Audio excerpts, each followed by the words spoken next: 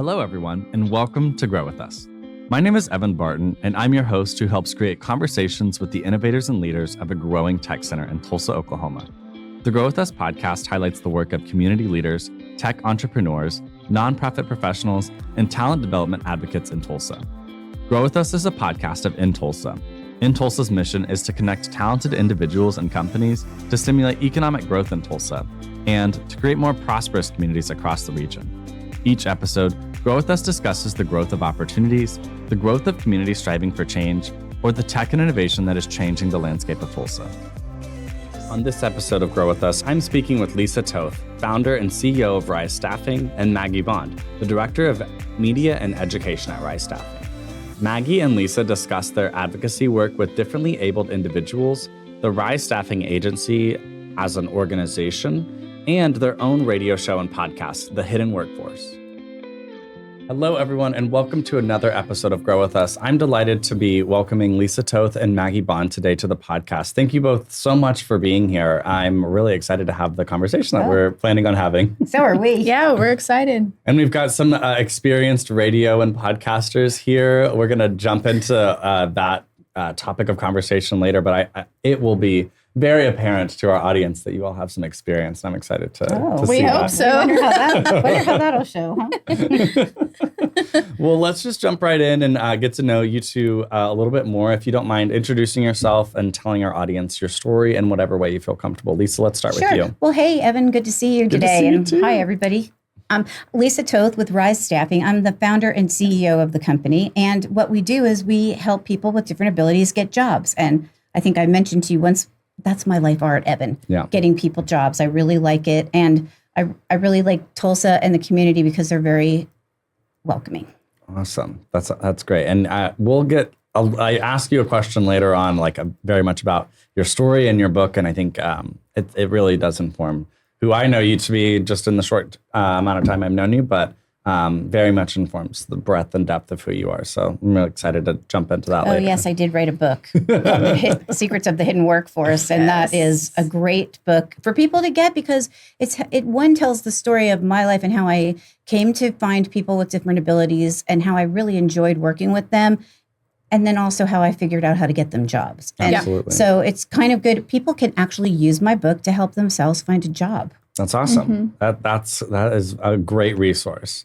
Maggie, go ahead. Hi, I'm Maggie Bond. I am the director. I'm the director of education and media at Rise Staffing in the Hidden Workforce, but more so on the Hidden Workforce side. And so, I've been with Lisa for almost a year now, helping produce and create the show and just sort of, streamline the brand and all kinds of wonderful things with it. And it has grown So Maggie was a exponentially guest on my show to start with at some cool. different not-for-profits. She worked for Not Your Average Joe was the first one, and I really liked her a lot and liked the product she was selling, and then had her and her brother on my show, and then she moved to another not-for-profit. And then another one. and so every time she moved, I'm like, okay, Maggie, we'll have you on the show, and I'm going to support you, whatever you want to do. Yes. And then I said, or you could come work with me and help me out. The offer was too good to be true. I love that. Yes. Hey, that's awesome. That's a really cool story just in terms of you two and how you kept intersecting. And good on you, Lisa, for seeing some talent there and being like, I got to get involved with this. That's super cool. A big featured, geography on this podcast, but also in, I think, all of our lives. And so I'm really curious, what is your individual experiences with Tulsa as a place to start a business, grow a business, and then even before then, when you were figuring out career paths and things like that, let's just start with kind of what's your relationship with Tulsa and how did it start and how's it changed? So I came to Tulsa from New Mexico, from Santa Fe, New Mexico in 1994 when the Hissom Memorial Center was closing. It was a big lawsuit, and it involved getting people with developmental disabilities out of an institution and into the community, into individual placements, home placements, and work. So I was working for a company called ResCare. It's a national provider organization that does that sort of work, and I was lucky enough to get promoted to be the executive director for Oklahoma. So I had a choice, I think Oklahoma City or Tulsa, and I felt like Tulsa was a cool place to be. Just from out of state, I really liked it in this town. And I was right because it's a great town. And I've lived here since 1994. I originally thought, Evan, that I would go to Sand Springs just basically because I saw the sign on the highway and I thought it was a cool town name, you know, but I wound up living right in Tulsa. Cool. And I lived downtown a little bit too, which was really, really great for my Tulsa experience because living down here, you get to really know what's happening. Absolutely. You see the growth, young people like you, all the new things that are going on. People complain or like it or, you know, so it really helped me. And I met so many wonderful people living down here. And you and I got to meet at the Chimera Coffee Shop, which was one of my favorite places for breakfast tacos. And I met a man named Jeff Weaver who owns the Davenport building there. And he became a mentor to me at the Chimera and helped me kind of come up with new ways to do something with a static business, a business that only gets state funding and never has a chance to grow my revenue because I'm stuck with whatever I'm paid. He said, hey, let's look at your business. And he really helped me drill down to come up with some great ideas. And, you know, not everybody, not everywhere would sit down and help you for free do mentoring. No, and I think that's exactly right. Mentoring is what I would say about Tulsa, because 36 Degrees North, the George Kaiser Foundation, all of these great places, the arts. I mean, it's just a place for people to come, grow, and be themselves, which is, for me, really great when you can be yourself. And your business has really taken off. Yeah, definitely. I mean, I was nervous because when I did come to work at ResCare, I worked for other people. Finally, I said, I'm going to do it myself. And I did. Yeah. And it's been just beautiful. And people are so accepting of my customers when we come in. You know, I often say people will smile and turn away, happy someone else cares. But here in Tulsa, we get a little bit more acceptance and hellos and nice to see you. Oh, that's really good to hear. And I think you share a sentiment that we hear quite a bit on this podcast, just like in terms of, friendliness and maybe even going a little bit beyond that to like you said, extending mentorship opportunities to, I wouldn't say essentially a stranger, but, you know, someone with a limited connection. And so that's awesome. I love that you've had that experience and, you know, the many different phases of Tulsa that it's gone through too. So what about you, Maggie? I was born and raised in Tulsa my whole life. Fun fact about me, I think one of the first quadruplets born in Tulsa. Whoa, okay. Down the street at Hillcrest. So that's just a fun thing that I get to kind of plug. But I was raised in Broken Arrow. So I've had a pretty awesome relationship with Tulsa my whole life. I've loved it. The entire experience. I always tell people that Broken Arrow, but also you could say too, Tulsa is one of the largest cities you'll come to, but it feels like a small town feel. Exactly. Because everybody kind of knows everybody. So this is the place where I've grown my career, where I've built my network and relationships and connections. And Lisa mentions mentorship. I feel like in a way I've been mentored by her too. Yeah. We both serve the same demographic and are passionate about the same demographic. And I've gotten to do some really cool things in serving, the different abilitied demographic, but I've gotten to see a whole new side of it from Lisa's perspective and have learned so much from her. So she's right. People are willing to take you under your wing here and just grow to be your best self. Yeah, I love that. That's also, I wasn't born in Tulsa, but was raised in Tulsa. And so, I would echo that entire experience because, it's been a place where I've been able to grow my career, start a business, do these things that, in larger cities, I'm not saying they're impossible to do. Right. Of course, we're not going down that path, but it is just like, I think the small town feel makes the experience of living in Tulsa and growing in that way just feel more connected. You can obviously chart your own path and your own lane wherever you are, hopefully, if you're comfortable doing that. But Tulsa is a unique place to do it for, I think, some of the reasons that we just shared. So, and it's a great little pocket of coolness in, a very politically conservative state. Yeah. So I really appreciate it. It's a melting pot for sure of many different people, backgrounds, and I feel like we've done a good job coming together better than we have. Awesome. So I'd love to kind of get into a lot of what hidden workforce means and Rise Staffing. And specifically, Lisa, whenever I met you, I had the opportunity, you are a great saleswoman. And you gave me your book that I had the chance to read through and really kind of understand kind of what your experience has been like through this journey of starting something, and then, realizing that it might not be the right way to continue doing it. And so pivoting into that, I got through like about the first half of it. And it's a fascinating book. I mean, let's talk about some of the things that it mentions specifically, how job coaching people with developmental and other disabilities became your life art is really one of the first parts, as well as building a waivered services agency, which was Phoenix 77, and then the beginning of the Rise Staffing Agency. So could you give our audience an overview of, why you published your book and some of the things that you can find in there? That's a big story, Evan. So the thing is, I'm a talker, you can tell. And I had met some people along my way. I tell them everything that's going on in my life. And, do you know somebody that maybe needs this kind of person? Because I'm always like looking for jobs and things. Yeah. And people would say, you should tell your story, get on YouTube and do this and that. And I never wanted to. But a friend of mine, Daryl Baskin, was doing a radio show. And he said, hey, you want to try it? And I did. And so I've been doing it for like 4 years. We're, I think, going into our 5th year now. Oh, that's awesome. And during the time, I've met so many people. One lady is named Autumn Kincaid. She has cerebral palsy. And at the age of 19, she actually wrote a book. Cerebral palsy can't stop me. And it's pretty cool. And she just did it. So I thought, well, if she can do it, I could probably do it. Just throw it around in my head. And then I had to get a neck surgery, which put me off for 3 full months being at home with a neck brace. So I was kind of confined and locked up. What am I going to do? I told Autumn, she goes, Lisa, people with cerebral palsy have to have 19 surgery protocols throughout their life to stretch their bones and do things. And I spent half my life in a body cast. You can handle this 3 months.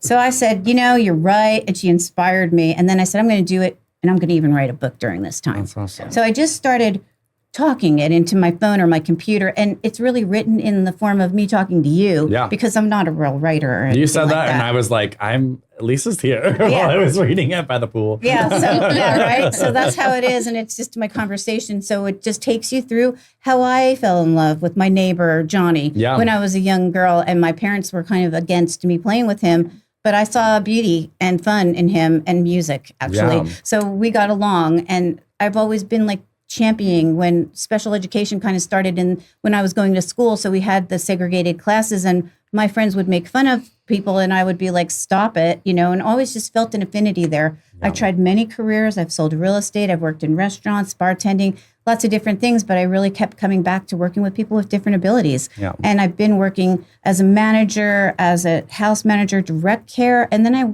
ran a huge agency in the state, I delved into some political, legislative lobbying and policy changes for people and our agencies, and then decided to write up my own agency because I wanted to do it my way. And I've been lucky. I've been able to do it. It's fun. It's got challenges, and I work all the time. But I wrote the book just to say what I do so people could understand it. Yeah. And then I wrote a little bit about the business because I do a radio show called The Hidden Workforce, and I want to find out about everybody's business, and I ask a lot of questions, so I figured I might tell you about how we do it too. And that's it. And then we have success stories. There were a couple of stories that I really enjoyed from you, Lisa. They ended up being a lot of your personal anecdotes, and one specifically was kind of about your story about bullying, and which I thought was a really humbling and very human experience to be like, this is what I had learned, and this is what I had learned not to do in this way. I was a bully, and that's sad. And then Maggie was talking this morning how she grew up with her brothers on the spectrum, and then she had to protect her brother from me, I guess. So that was sad. Yikes. I don't condone it. I wouldn't say that Lisa's a bully. I wouldn't either. No. I would say she's always been she's had that internal motivation to defend and bring justice. And because that's what she says in her book, too. She talks about, like, that was the whole purpose and the whole thing behind why she was making that choice. It wasn't in anger, maybe necessarily. Malice it wasn't malicious or anything. It was to defend and to stand up for. And violence is, things like that aren't really the answer. But when you're young, that's what the Toth punch. You do. And if you want to know what that is, you got to read her book to figure that out. But all of this, I think, though, led into the hidden workforce, because our show isn't just talking about the hidden workforce in itself, we want it to be a resource for families, for people who live with different abilities, who come into different ability at some point in their life, for them to know the value of who they are and what they have to offer the world. We want to showcase that. We want to break stigmas. We want to shatter glass ceilings. And we want people all over Tulsa, Oklahoma, and beyond to hear the capability of people who live with different abilities and the different people who are serving that demographic too. We've got all kinds of guests on our show, from people that have, like Julia Cunningham, who is a entertainment radio host in Los Angeles, who she talks with us about accessibility in Hollywood and in actors film. Real actors in movies, not just consultants. People who live with different abilities actually playing their role in a movie, as opposed to having a consultant who lives with a different ability, teaching an actor or actress how to play that role. Oh, I have something about the bully thing real quick. I can just say this. Now that I'm not a bully anymore, you guys cleared me, thank God. I'm more like an ant who can move rubber tree plants, because I've got high hopes. And even if you don't think it can happen,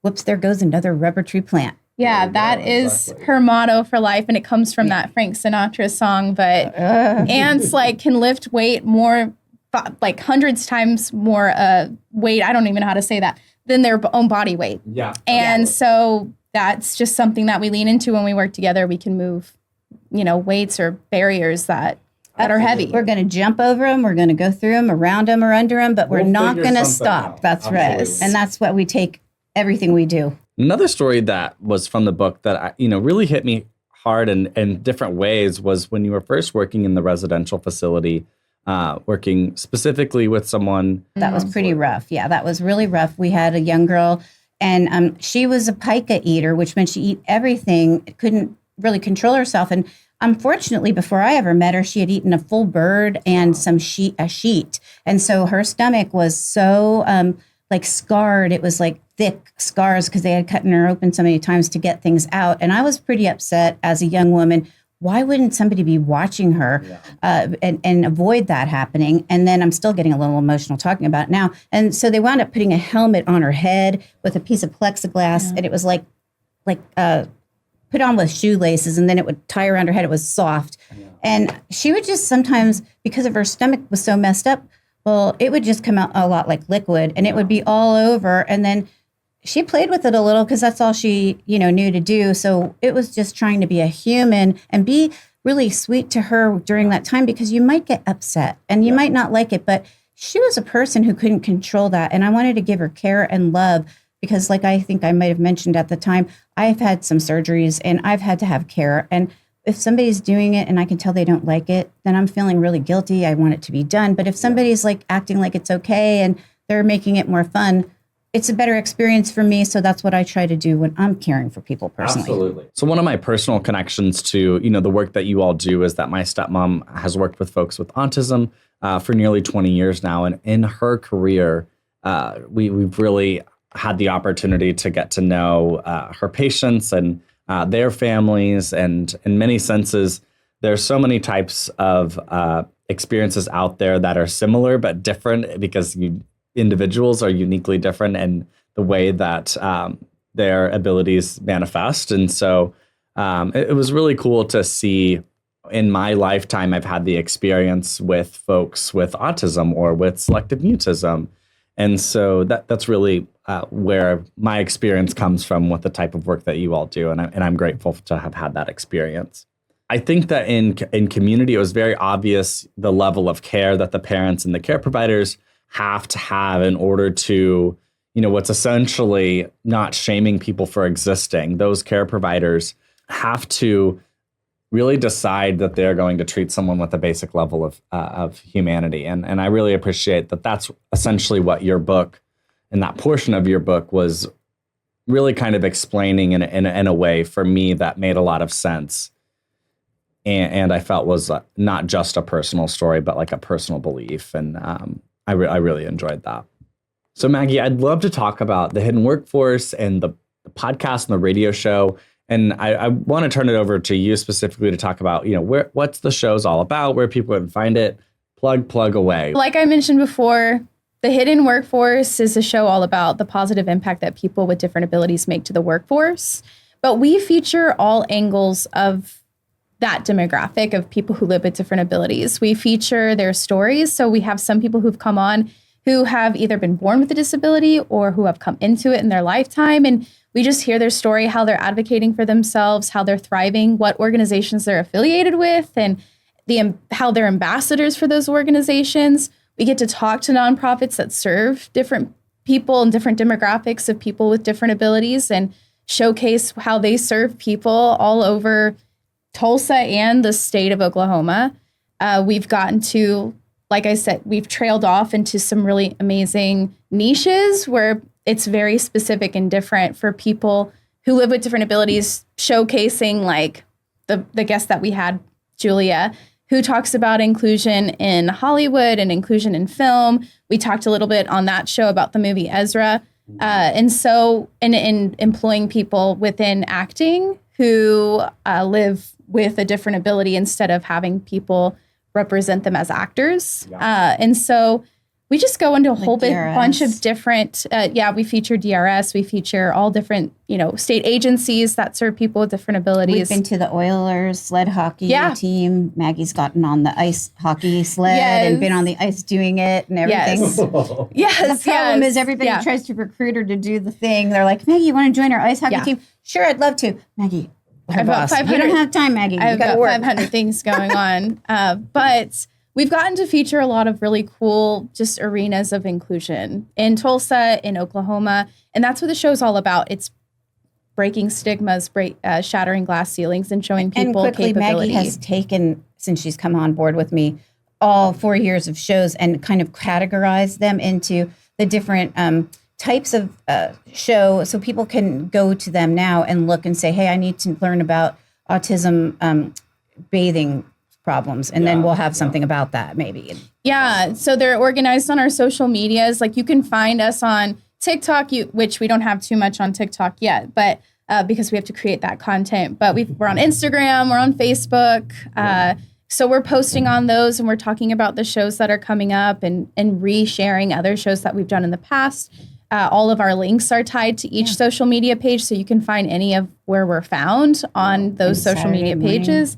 Yes, and then, of course, our show, The Hidden Workforce, before it goes on to any podcast streams, because we're on all major podcast streams like Apple, iHeart, Spotify. We go onto a radio station, onto a radio show here in Tulsa, Groovy 105.7, yes. So we get Saturday and Sunday, Saturday at 9 a.m. and Sunday at 3 p.m., and we're featured on those days with the show, and then we go on to our podcast sites after that. I think what really strikes me about, obviously the show and its concepts is that you all share the love of podcasting that I think I have, which is that it's such an interesting medium for highlighting human stories in so many ways.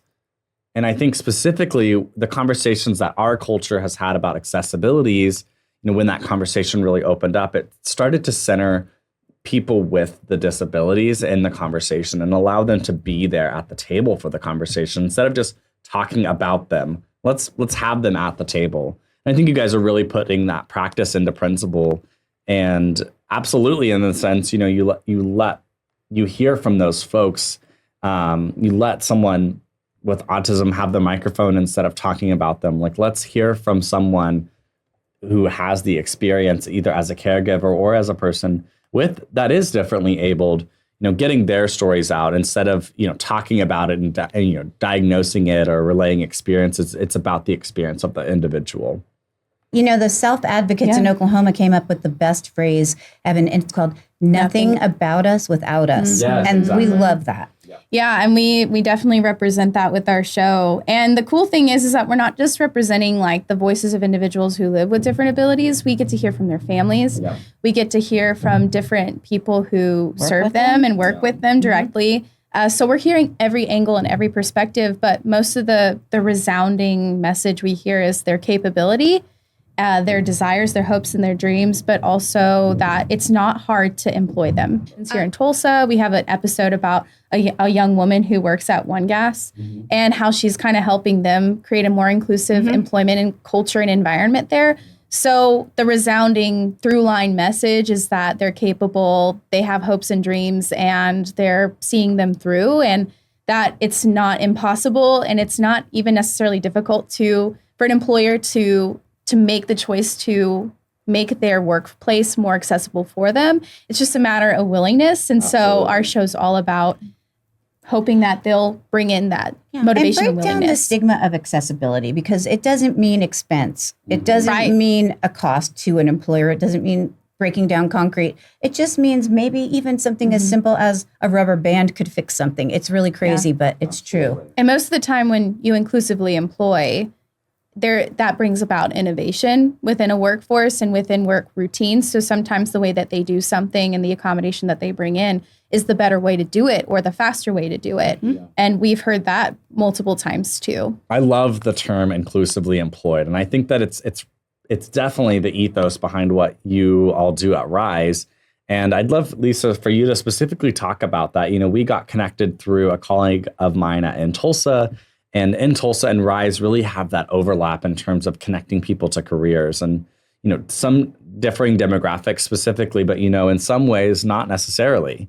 But I really love the term that everyone, deserves to be inclusively employed. So if you could talk a little bit more about that. This podcast and in Tulsa and Campus Tulsa and all the in Tulsa stuff is so great. I'm really happy to have met you. And Stacy Dirks is the original person that I contacted. And the reason I did was because I was trying to find Tulsa Innovation Labs, because I've got a man. Everybody, I've got a man who needs a job. He's a computer software engineer. And normally I don't run into people with that level of degree and capacity for a job. And so I had to get some help. So I had to call in Tulsa and ask if there's anybody they could recommend I speak with to get assessments and also help this guy get a job. Yeah. Still looking. Yeah. I think the mission of your organization and it is to essentially go above and beyond for these individuals. And the perspective on this is really necessary to go that extra mile for these folks. Sometimes we need people in this world that will go above and beyond for us at least once. And if you're going to be that person for them, Lisa, I think you're a great advocate to have in that regard. So the last thing I really want to touch on with you guys is really what's the future of this amazing partnership that you all have? You have many things going on, but what's really on the horizon for you all? The biggest thing that we've got cooking up that will most likely be active before the end of this year is we are starting a nonprofit called Open Ears, Open Opportunities. And with that, the core belief is when people open their ears to listen to people with different abilities and their capability and open their eyes to it, it opens doors to opportunity for them. And that is the heart behind it all. And so what we'll be doing with that is training in media training. So learning how to operate a camera or a microphone or just different things in the field of media, audio, editing, etc., in front of the camera, behind the camera, so that if there is an individual out there who lives with a different ability, that if they're interested in that field, they can get that training and employable skill and hopefully get a job in that arena. But we also, more importantly, want them to be able to start their own podcast or their own thing, share their story. They'll also be featured on our radio show and podcast. So we're not just training the skills, we're also providing a medium and opportunity for them to utilize the skills that they're learning, and then also helping them learn how to do it themselves too, for them to create their own messaging.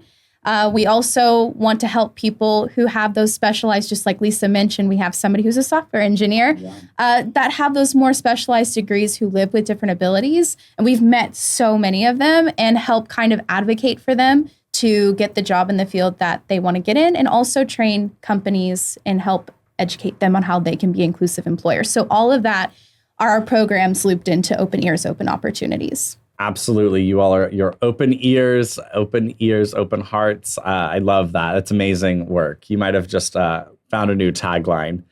And I mean, the continuation of this extremely impactful work is really what we love to see. I'm very excited about that, happening here in Tulsa.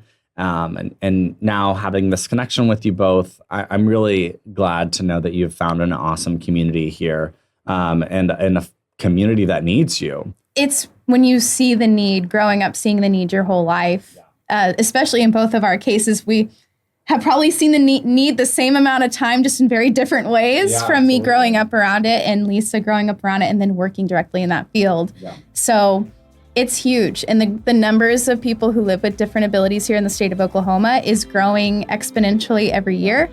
In Tulsa alone, too. And so the more that we can create opportunity for individuals who live with different abilities, whether they're born with them or come into them, that is, that's our goal. That's our heart.